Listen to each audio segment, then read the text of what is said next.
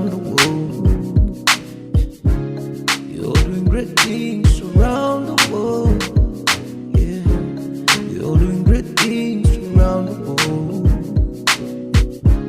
You're doing great things around the world. Great things, yeah. Welcome to another episode of Diaspora Link. I am your host, Diallo Sumbri, here exclusively on GhanaWeb.com. We want to thank you for joining us today for our new episode featuring our guest, Mr. Kwab Asamoah of Kustom Looks Clothier. I hope that you look forward to this conversation, that you gain something from it. It's going to be an exciting, energetic conversation about what and why Kwab chose to move back to Ghana. Let's get into it.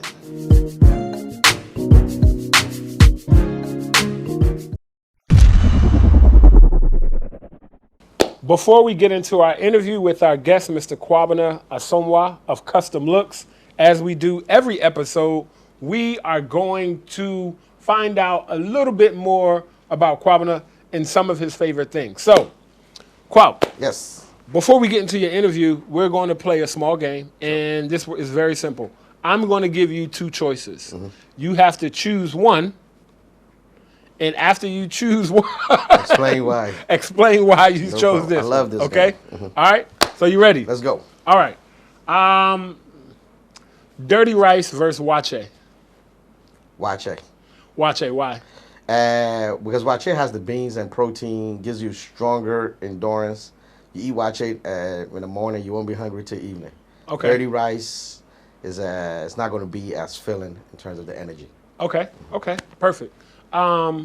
American football versus soccer. Oh, American football. Even so, but you live in Ghana now. Yeah. You from Ghana. But I'm a judoka. I like physical sports. Okay. I like sports where you can slam a person, hit them. All those skill set sports are pretty boring to me. Okay. So basketball, soccer, all that. Even though I enjoy watching it, but if I have to play it, I like something I can. You can be physical with. I can slam somebody. Let's dive into a little bit of your profession. Okay. American suits versus the African suit, the kaftan. The walking suit. The walking suit. Okay. Because we're in Ghana, I will have to say the walking suit. Okay. It's more universal in terms of its appeal. You can use it for a lot more variety. An American suit is only going to be pretty much in a business and foreign environment. I mean, a formal environment. Outside of those, you're there. So the fact that you live in Ghana, and I know a little bit about you. Accra versus Abri. That's a tough one. I will have to say Abri. Abri. Yeah. Okay. Because Abri has more. It's more tranquil and once you get up there, you sort of are like up there and you escape Accra. You escape Accra. Yeah. You escape the city. Yeah. Okay. So. Last one. Kumasi versus Accra. Oh, Accra all day. Accra over Kumasi all day. I'm a city boy. I need Accra. I need the city nightlife. City boys up one. I need the nightlife. I need the socialization. Kumasi is a little bit more peaceful than I prefer. Okay. All right. Thank you so much. So the whole point of this game is to understand that we all are going to make different choices in life. Most of us make choices every day that we're not even conscious that we're making. On the way to work, do I go left or do I go right? What am I going to eat for breakfast? Oatmeal or grits? What am I going to eat for dinner? Wache or fried rice? We all always make different choices, but the different choices that we make should not further divide us. Our choices should really bring us together in a more respectable manner to understand that just because we make different choices don't mean we all can't get along.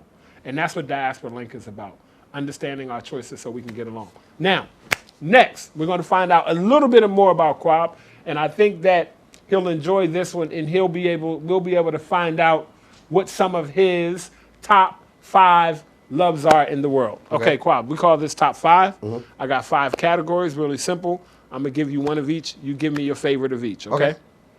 Number 1, give us your favorite book. How to Win Friends and Influence People. Say that a little slower. How to Win Friends and Influence People. How to Win Friends and Influence People. Okay, that sounds like a good book. Mm-hmm. What is your favorite food of all time? My favorite food of all time. Cajun jambalaya pasta. Cajun jambalaya pasta. Wow. Cheesecake Factory, to be exact. Okay, Cheesecake Factory Cajun jambalaya pasta. It's always interesting when we do this because you just never know what people are going to say. Okay, who's your favorite artist, your favorite musical artist of all time? Earth, Wind, and Fire. Earth, Wind, and Fire. Ooh, ooh. The Elements. You're trying to get soulful on this. All right. What did I say? I said, okay, favorite place to vacation in the world? Hedonism. Okay, we're just going to leave that right there where it is. Jamaica. Jamaica for heathen. He didn't say Jamaica. He said hedonism specifically. I'll let y'all look that up. Last one, favorite sport. Oh. Favorite sport. Judo. Judo. Yeah. Judo is your favorite sport. Yeah, because judo is the basis for grappling and all the other forms of wrestling that I do. So judo will have to be number one. All right. Let's thank Mr. Kwab Asamoah for his top 5. Now, we're going to get a little bit into the interview and find out more about his journey, his story, and how he arrived back here in Ghana.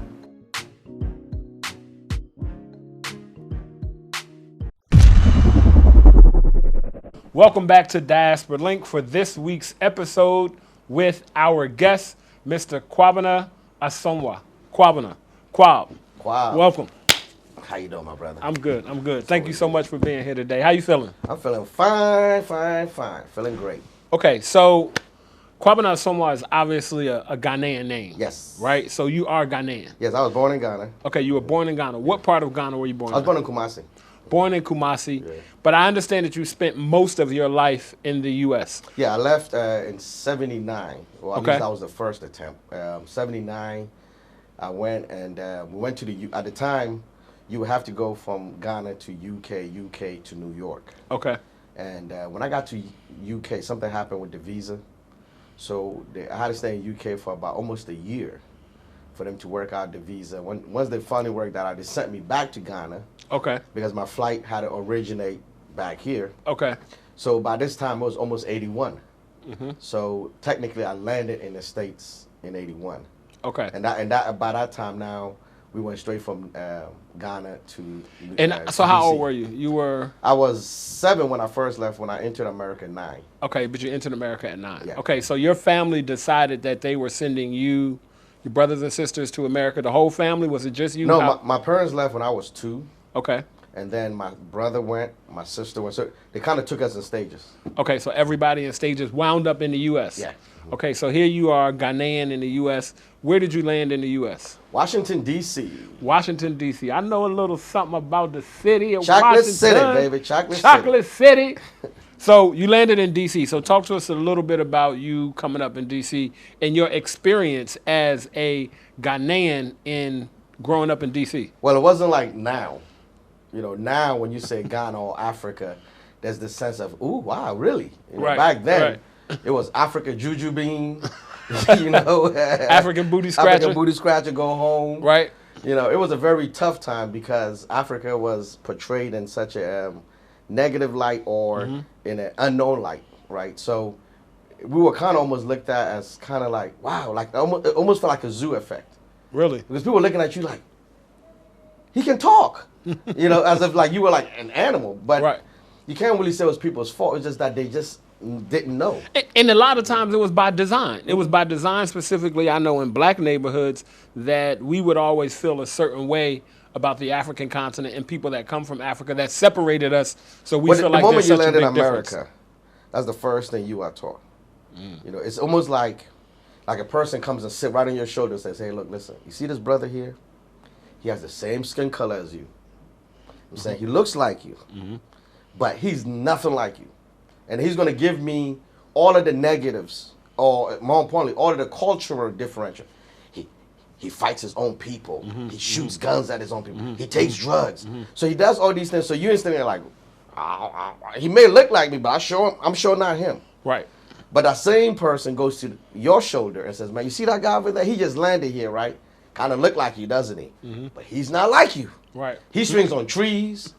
He's eating monkey brains. You know what I'm saying? He's got Ebola.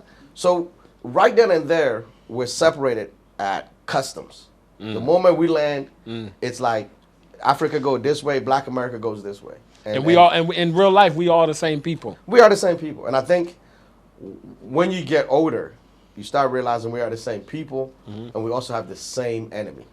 And I think once we start looking at the fact that, like, I tell people this, look, I grew up in a situation where my parents, because of the struggle that they had, getting jobs and everything, that when I was a child, it was like, hey, learn English. Hey, forget Ghana. So from a person who spoke no English, I went to a person who spoke only English. Wow. Right? So there was this sense of, I'm not African. I'm American now. And I used to tell my friends, when the Klan comes, there's no Africa tree for us. You know what I'm saying? Wait, don't hang him. Put him on that tree. I want some Africa. It's an African oak tree. Right. Hang him on that one. It's all the We're same. going to hang the black guy on the maple tree over here from America. No.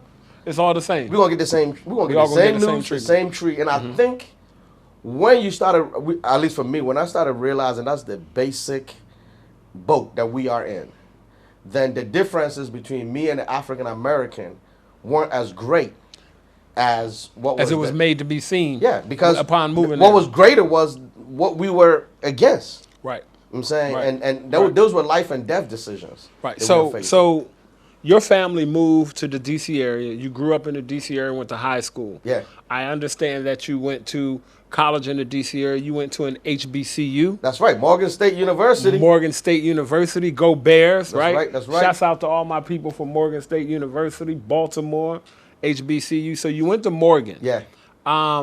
And you became an entrepreneur.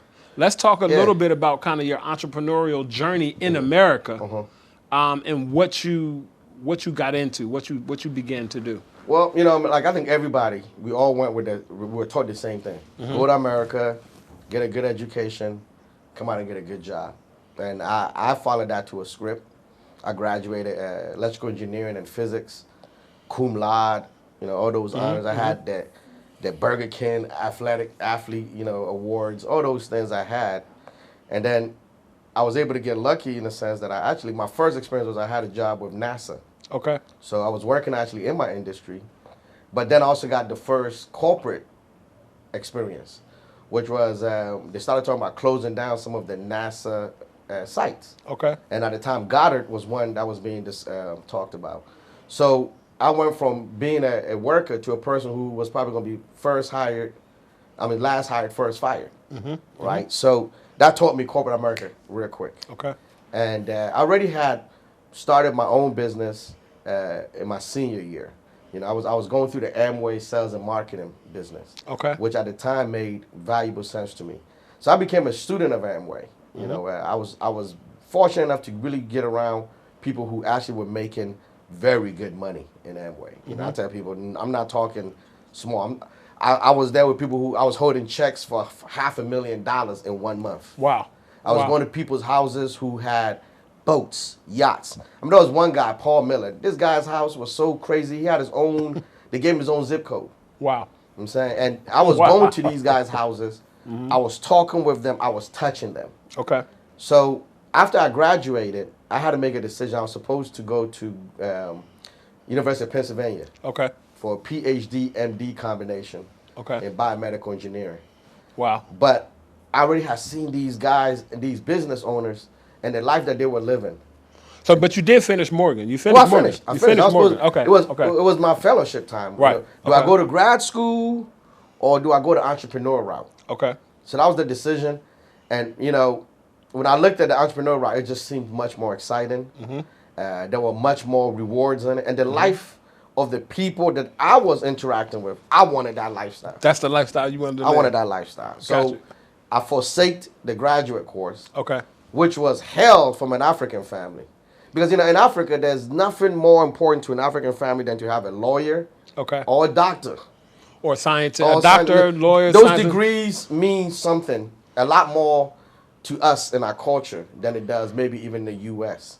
More than, so forget being an entrepreneur, forget building wealth or even having money, but it's the prestige of being a lawyer, being a doctor. Because when you're a doctor, it shows a certain level of mental capability. Okay. And so when you walk around here and you have this title, I'm Dr. This, you're given a certain level of status immediately because we feel that your mental capacity is greater than the person who just has a GED or a high school degree. So you going down this entrepreneurial route, this entrepreneurial journey. You've decided that you're not going to go to grad school. You're not going to get a PhD. So I know now you're the proprietor of Kustom Looks. Yes. Right. So you took your Amway skills, your corporate skills, and you. So how did you decide to become a bespoke men's tailor? Like what? I don't know if I did. I don't know if I did. How did that happen? Okay, so from Amway, and after I graduated, I started doing computer consulting. Okay. So, in which I happened to do well. I started making good money. So I started wearing very nice suits. I used to go to Saks and Neiman Saks Marcus. Fifth Avenue, Neiman Marcus. And then you know, I was buying suits for $1,500, you know, $1,000 easily, and then I would spend an additional $200 to $300 alterating it so that it fit me perfect. And that wasn't really the smartest use of money, and I knew that wasn't a manageable course. Right. So in reality, what I was looking for was a way to get suits for less. And I was doing parties at the time. I had my little Ashanti Land urban resort farm that all my friends would come party at, and one of the guys that was coming to parties used to work for U.S. Customs. Okay. And so he connected me with an overseas tailor. And I was able to order suits from him overseas for a less price. Okay. And when I put those suits on, everybody in D.C. kept asking. So then, boom. It took a year for me to actually realize that there was actually a business opportunity here. Okay. You know, but one day the light came on like, so many people keep asking, why don't you find a way to get them the product? And what I did was I invited the guy back to Ghana. Back to D.C. Okay. And told him, hey, I've got a whole bunch of people that want to buy suits from you, so come. He came. It was Easter weekend, so not too many people could meet with him because of the weekend. Right. That Easter Sunday, I wanted just to kind of go say goodbye to him. And when I get there, the guy locks the room and says, man, we need to do business. And I had no interest. Right. I was making good money in IT. So you were good. I was like, I'm good. Just make my suits look good. So how did you get from not having an interest, right, to, I think when I first met you, I saw the picture with you with your tape around the neck and Barack Obama. Right? So this guy convinced me. He was a godsend because he saw something in me. And one thing I think in life we don't really evaluate or appreciate is when people see better in you than you see in yourself. Okay. And that guy saw in me, like, he's like, man, you're going to be wonderful in this. And I didn't see it. But he kept beating me, and he would not let me say no. So eventually, I just decided to say, okay, you know what? I said yes to him so he would just leave me alone. And let me out of his hotel room so I can go back home. Right? And then about sometime later, the guy sent me some fabric samples, catalogs. I took it to one of my friends, Al Flowers. This guy's the funniest. The story is this, right? I go give this guy some catalogs and say, hey, man, you missed my man. This is what he had. He showed some. I sent a message to the guy in Thailand, like, hey, this guy wants some suits. He comes back and says, oh, Mr. Kwab, it's no problem. Can you just complete this little form for me? I just need some information for him. And it was a measurement form. So I was like, okay, no problem. I just took whatever, gave it, boom. He made the suit. He sent it to my friend. My friend gets the suit, and the sleeves are like here. Yeah, because I never knew how to measure. No one told me like, oh, it was just pictures. I was like, just take the pictures. That wasn't your profession. It wasn't nothing. I didn't even put much energy into thinking about it. So the suit is ill-fitting. And my friend, of course, looking at me like, man, you a dummy. And my ego was like, oh, man, I can't have this guy look at me like I'm this imbecile. Right. So I took it to a lady, Miss Lee, in Georgetown. Miss Lee in Georgetown. Boy, Georgetown. All y'all people in D.C. know about Georgetown. There's a whole bunch of Miss Lees in Georgetown. Miss Lee saved me. So Miss Lee fixes this suit. Okay. Right? So it's a nightmare. This is an experience. I don't want nothing. I'm like, this is the business. I don't want to do with this ever again. I give him a suit. I'm just happy that it's done with. About a week later, this guy calls me. Hey, Kwab. Yeah, man, I wore your suit today, and my heart just dropped. Because I'm wondering he's going to tell me, like, what, man? It's ill-fitting. The pants is too short. Right. Because all this guy's done is complain since I've given him this. But Miss product. Lee hooked you up. Miss Lee hooked me up. So he wore the suit. He wore the suit and says, "Man, I got so many compliments today from everybody at my job." I was like, "Really?" He goes, "My boss is right. He wants to talk to you." Boom. Puts the boss on the phone. I didn't even think about it. Boss goes on the phone, goes, "Hey man, you made this suit?" All of a sudden I'm like, yeah, I made that suit. What's up? Want some? He was like, "Yeah, man, come on over." I went over. He put an order in, and then it just started growing. It just started going like that. So you were a successful businessman in DC. Yeah, right? I was doing computer You was doing good. You consulting. had your Ashanti land. You had one store. I believe you opened up another store. Let's now fast forward a little bit, right? You making good money. Yeah. You selling suits. Yes. Because American suits can be expensive. Most And people know Americans that. wear suits. Right, and Americans wear suits. So what makes you decide to leave that and come back to Ghana after, what, 30 years? Yeah. After 35? So my what first brings trip, you back to Ghana? My first trip was 2005. Okay. So I have been basically in the States for almost 25 years straight. And where it came because my mom basically kept calling us sellouts. You know, she felt like, you know what, you went to America and you forgot your country. You're a bunch of sellout. And one of the things that actually was going on well was President Kufuor was in office, and he did a lot of, spent a lot of energy in remarketing Ghana. Okay. Trying to connect with the Ghanaians in the diaspora to let them know, hey, it's okay to come back home. And so my parents were one of the ones who saw that. And so came they back. started coming back and were coming back telling us, Ghana's this, Ghana's that. You're a bunch of sellouts. So one day we decided, You, you know meaning what? you, your brothers and Me sisters. and my brother and sister. So we just said, you know what? Let's take one trip and shut this old lady up. So we planned 17 days. We're gonna come and we're gonna shut up and we'll never go back. That was it. By the end of the 17 days, all of us were like, yo, we gotta figure out how to live here. Wow. We have got to figure out how to do business here. Let me stop you right here. Being from Ghana, went back to the States, came back to Ghana. How many other countries in Africa have you visited since then? In Africa, South Africa, Zim. Okay. Yeah, that's it. South Africa and Zimbabwe. Okay. So what we're going to do is we're going to take a small break. And when we come back, we're going to introduce Kwab to Africa in 60 seconds. Let's see how well he does. Uh-oh. We'll be right back. You're doing great things around. Peace, global African family. My name is Diallo Sumbri. I'm a co-architect of Ghana's Year of Return 2019, and I'm the president and CEO of the Adinkra Group. For the past 5 years, we've been bringing loads and loads of people to Ghana. Many of them, their first time on the African continent, their first time putting their toes in the African sand, in the African soil. And so many people have had their life changed. Our birthright journeys are curated cultural immersion journeys centered around reclaiming cultural identity, exploring your ancestral heritage, and celebrating African resilience. It gives me great pleasure to introduce our Birthright Journey Partner Program. It's really simple, and you really don't have to do much, other than email us at info@theadinkragroup.com.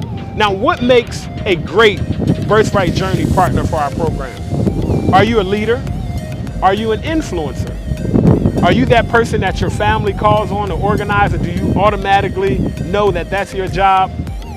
Are you somebody of status in your community? Are you a community leader? Are you that person in your church or in the school? If you are the ideal Birthright Journey partner. Do you believe that every person of African descent should have an opportunity to touch ground on the continent of Africa? If you are, then you are the ideal Birthright Journey partner. It's simple. We're going to show you how you can travel to Ghana for free. Not only can you travel to Ghana for free, but you can actually get paid to travel to Ghana. Really simple. Just contact us at info@theadinkragroup.com and set up a discovery call. You'll get to travel with your family and friends, you'll get to travel with your community, and the best part of it is that it'll be free for you. Or you'll even earn money doing it. So again, info@theadinkragroup.com. We look forward to seeing you in Ghana. We look forward to dancing with you in Ghana. We look forward to eating fufu, eating jollof, eating wache. Make sure you contact us now, and we would love for you to become a Birthright Journey partner. Madasi.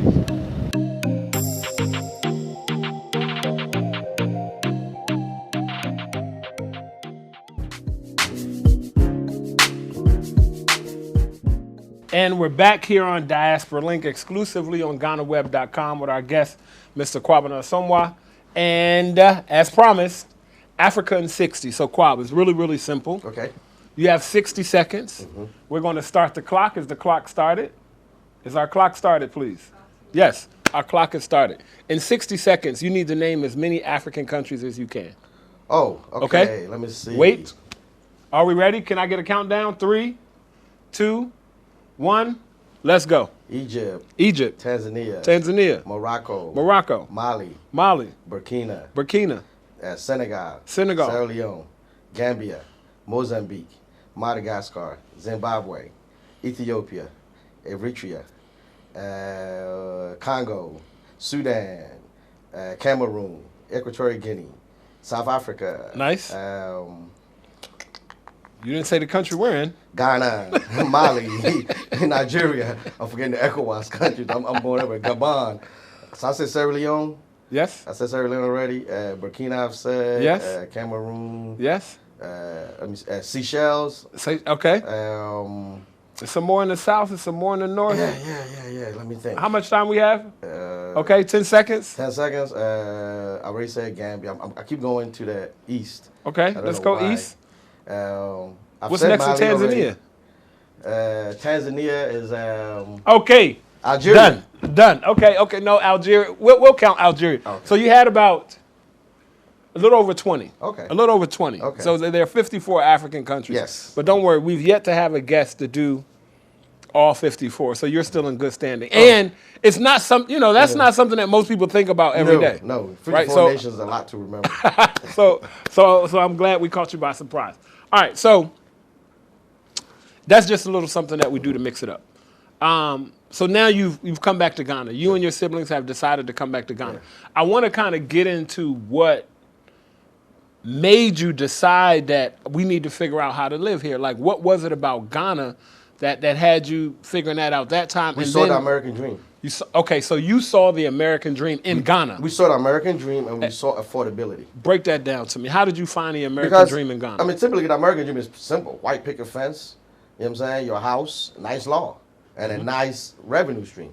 Okay. But what you don't really realize in the underbelly of that American stream is a thing called credit, right? So your ability to enjoy the American dream is directly related to your ability to obtain or control or manage credit. Has really nothing to do with how much money you're making. Right. You see. So when we came to Ghana, we saw the American dream. We saw nice houses. We saw nice cars. I saw beautiful people. I went to nice places. So now it became affordability. And then when we looked at the marketplace, we saw so much opportunity that affordability was realistic. And we weren't working on credit. You know, whereas in America, I couldn't necessarily do certain things in my business unless I had $100,000 of disposable money to use. I could do something here with $10,000. Right. And I could take 10,000 and make it 100,000 much faster than I could take 10,000 and make it 30,000 in America. In the U.S. Okay. You see, so for me, there came a point where I just said to myself, I projected my 5-year plan.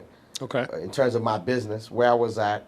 And I said, you know, if I went to Ghana and I put the same 5 years in, I believe at the end of that 5 years, I'm going to have a better lifestyle than I would in the America. US. Yeah. Okay. Now, truth to the matter is, by my 5th year, I wasn't there. But I saw it. I already saw, okay, the foundation was there. It took about 7 years to reach. Okay. You know what I'm saying? Where I felt that, okay, I'm living as good as I was in the States. But there were intangible victories in those 5 years that couldn't be compared to in the States. Okay. Like, for instance, the ability to have more workers. Right? Okay. So in the States, I could maybe afford maybe 1, or if I'm lucky, 2 workers. Gotcha. But here, I had a staff, 7, 8 people. So you know what that gave me back was time. Right.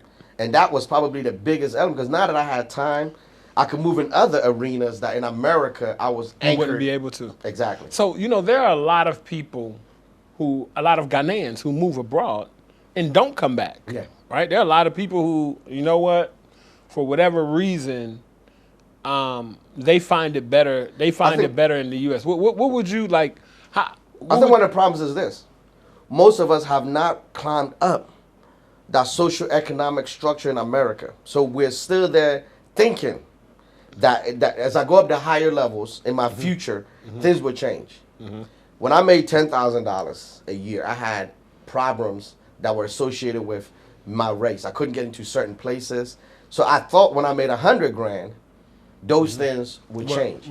Then I made 100 grand. I realized there were still places I couldn't get in, right? And then I said, okay, well, wait a minute. What's the next thing? The American thing was, well, I made 100 grand. I have a good job. I have a good education. So why is it that I can't enter these avenues or places? So I said, oh, go become a business owner. So then I did that. I became a business owner. And I became a debt-free business owner. I became a millionaire business owner. And guess what? I still had those problems. You see? So I think a lot of people have not climbed all the way up there to realize, to be dejected and to realize, like, wait a minute, it doesn't change. So there's still this clinging on of hope. Right. That, hey, you know what? If I make 100 grand, it will change. Okay, 100 grand didn't do. Okay, let's go to 200. And then you keep trying to keep. But there's still something that you can't get to. Like when I made $1 million business and I have debt free and I still couldn't get a simple $100,000 credit line or loan without interest rates that didn't make sense. Without knowing that you're trying to take over my business because you're putting me in a loan rate that you know is going to work against me. But yeah, there's another entity here who has gone bankrupt, has filed for bankruptcy. His credit is terrible, but because of the nature of his disposition or his skin or his class, he can get it and I can't. Right. I'm saying that to me was the ultimate rejection from America for me. Because I did everything I'm supposed to do in America. I went to school. I graduated engineering in 3.5 years. I graduated cum laude. I worked for NASA. I worked for the federal government. You did everything right. I did everything you told me to do, but guess what? You didn't do what you were supposed to do to me. And so I realized right then and there, one of us is being lied to.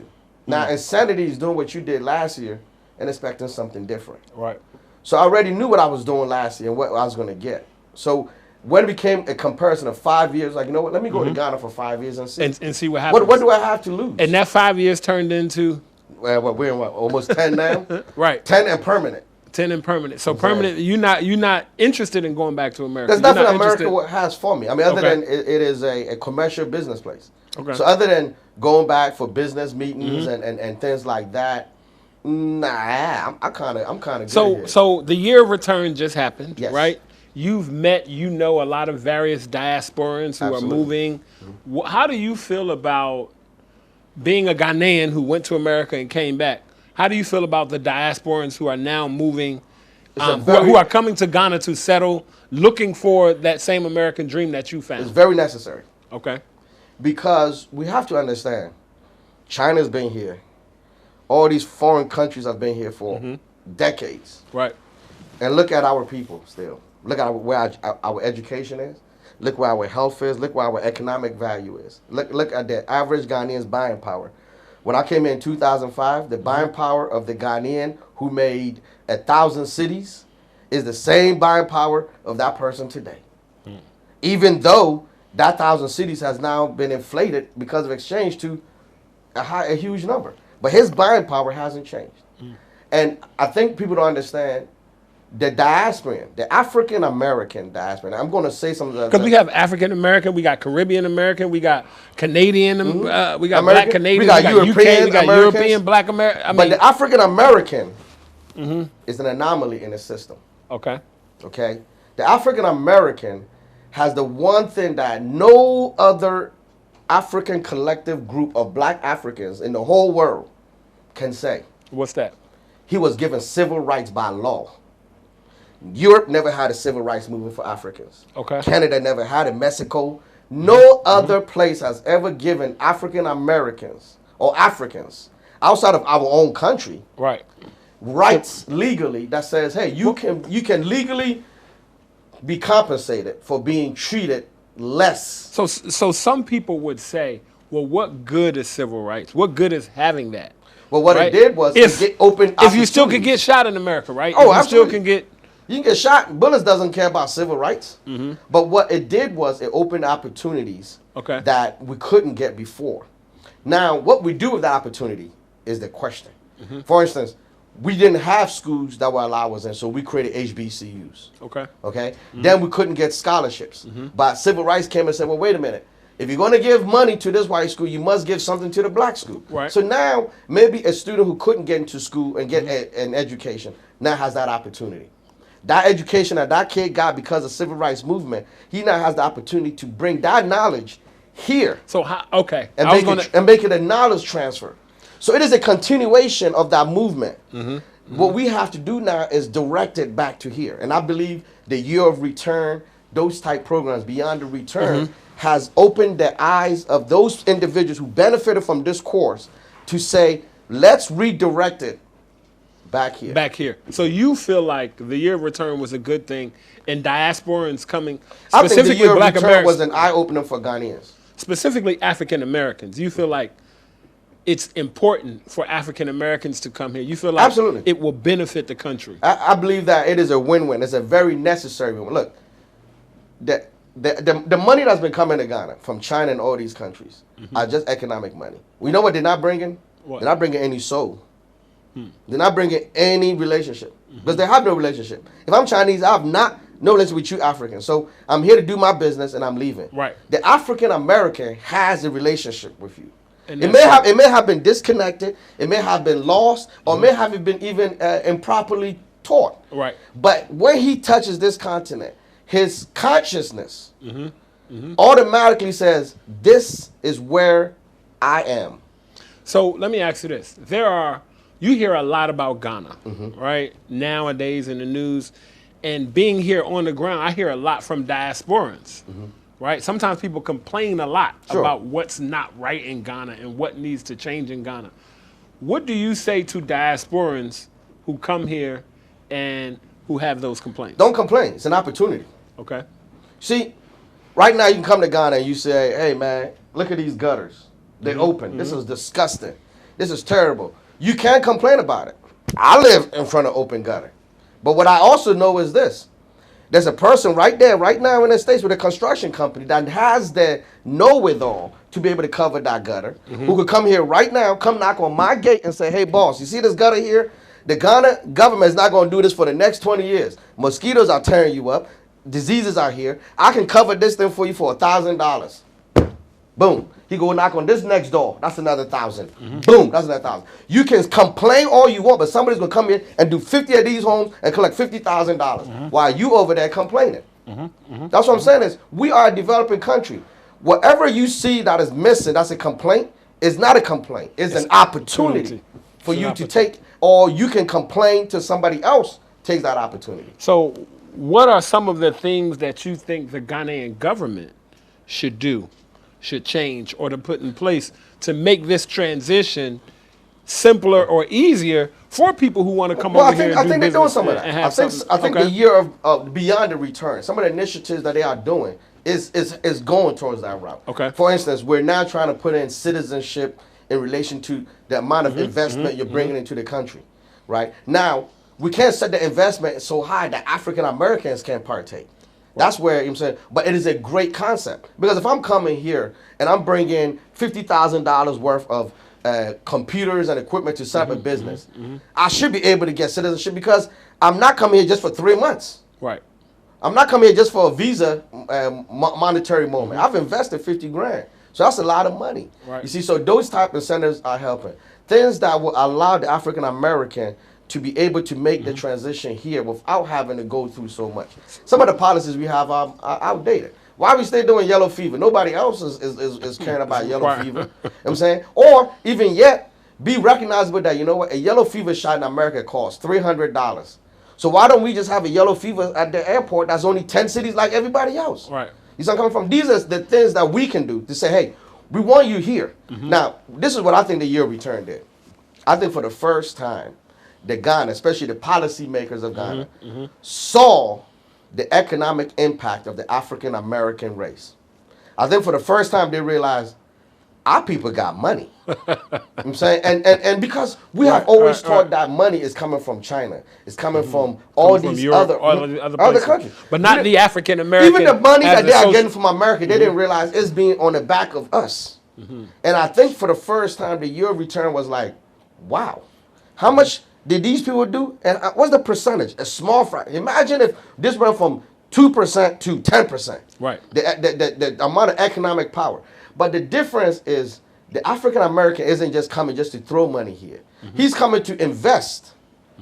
See, he's coming in to want to build schools because he's looking at it and saying, you know what? Because of that relationship that you mentioned earlier. Because of that relationship and that connection. Absolutely. It's symbiotic, and we need to grow it. We need to understand that, you know what the African American has achieved here, we must get here and build upon it. Because he's the only one that cares enough to share what he's got. His knowledge, his skills. Everybody else is going to hold it to their chest.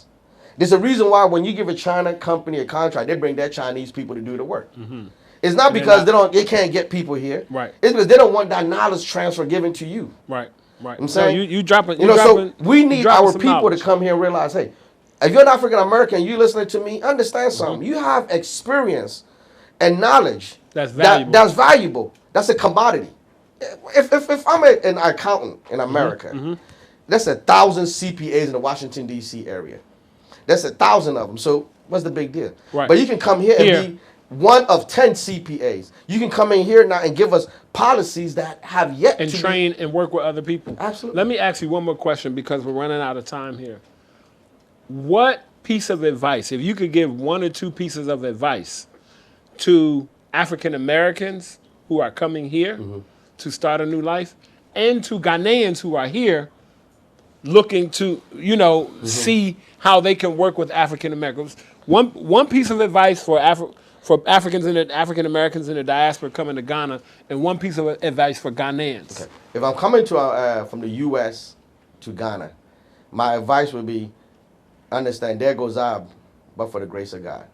Say it again. There goes I, but for the grace of God. Okay. Meaning, when you see a Ghanaian and you think there's a disparity, because you're coming from an economic disparity, but understand, it's the grace of God that has given you that opportunity. Now, the parable of the talents is going to be, are you going to use that opportunity to help grow our people? I'm saying, if not, that talent that you have has been wasted. It's no use. And then what's your piece of advice for Ghanaians who might be working with or seeing African Americans come in? Do not be afraid of change. I'm saying, because in everything, success must come change. If we're not willing to change, what we have is what we got. And what we have right now is not cutting it. The Ghanaian is suffering. I'm saying, and you have been constantly have your hand out to all of these other countries and races since 1956. And look what you got. So now might be trying to now may be the time to say, you know what? Let me look at my cousins and not be so scared of the change that they are trying to bring. Because the change they're trying to bring is going to be radical to what you already been experiencing. Right. But you need radical. If it's not radical, you're going to have what you already got, which is substandard. We know it. We all are living it. We're not happy. You know what I'm saying? So if we don't connect with our cousins and start taking away the raw knowledge that they have, we don't have to pay for that. Bring it over here. And bring it over here. Okay. That knowledge transfer is free, and we must take it. You take someone like me who's in fashion. I don't sew. There's 1,000 people right now who would sew on a machine better than me. But what I do know is how an internationally standard garment should be made. So that when it goes to outside of Ghana, they will pay for it because they will say, oh, this looks like it's polo, so I'm going to pay the polo price. Right.